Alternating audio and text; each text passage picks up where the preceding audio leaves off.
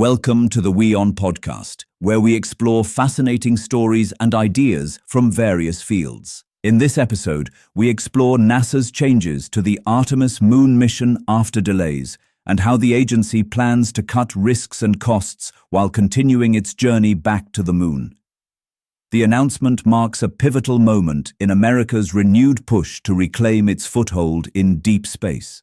NASA announced that it would revise its Artemis lunar program, which has suffered multiple delays in recent years, to ensure Americans can return to the moon's surface by 2028. NASA will add missions between this spring's Artemis 2 and the ultimate moonwalk, a strategic revision. NASA Administrator Jared Isaacman told a briefing it would allow for improved launch muscle memory. The shift in plans comes as Artemis 2, which will see the first flyby of the moon in more than half a century, has been afflicted with delays and technical difficulties. The overhaul includes standardizing vehicle configuration, adding an additional mission in 2027, and undertaking at least one surface landing every year thereafter.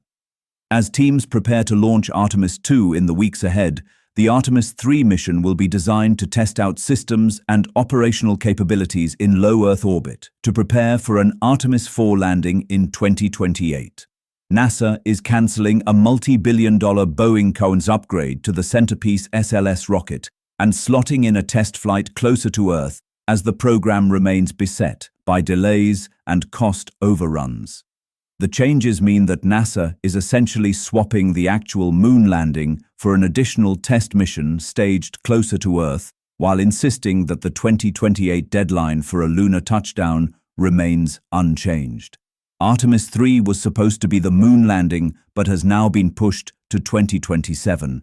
It will see Boeing's Space Launch System rocket launch a crew aboard Lockheed Martin Corp's Orion capsule. Artemis 4 will land a crew on the moon a year later. NASA said the goal of the change sequence is to fly more frequently in order to counteract one of the biggest criticisms of Artemis: the slow development pace of its SLS rocket.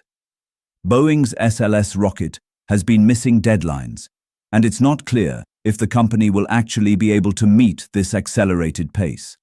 Artemis has witnessed delays, mismanagement, and cost overruns, and NASA's watchdog estimates that the program to put humans back on the moon for the first time in more than half a century has cost roughly $93 billion so far.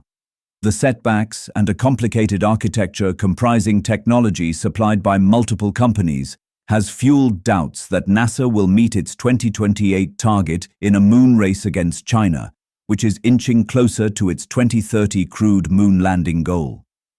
With credible competition from our greatest geopolitical adversary increasing by the day, we need to move faster, eliminate delays, and achieve our objectives, NASA Administrator Jared Isaacman said in a statement. Boeing's SLS rocket has a low launch rate, which creates more risk, as engineers and flight operators are unable to keep their launch skills sharp. NASA plans to find an alternative to Boeing's Exploration Upper Stage, or EUS, a much more powerful upper portion of the SLS slated to debut on the rocket's fourth launch. Besides being behind schedule, Boeing's EUS also came under criticism for its ballooning cost, which NASA's Inspector General says will hit nearly $2.8 billion through 2028. The agency has tasked Elon Musk's SpaceX and Jeff Bezos's Blue Origin to build landers to ferry humans to and from the moon. With the addition of another mission, the repurposed Artemis 3 flight will test rival lunar landers built by SpaceX and Blue Origin in Earth orbit, thereby reducing risks. Thanks for tuning into this incredible story. If this episode resonated with you, don't forget to hit the like and subscribe button for more captivating stories to come. Stay tuned.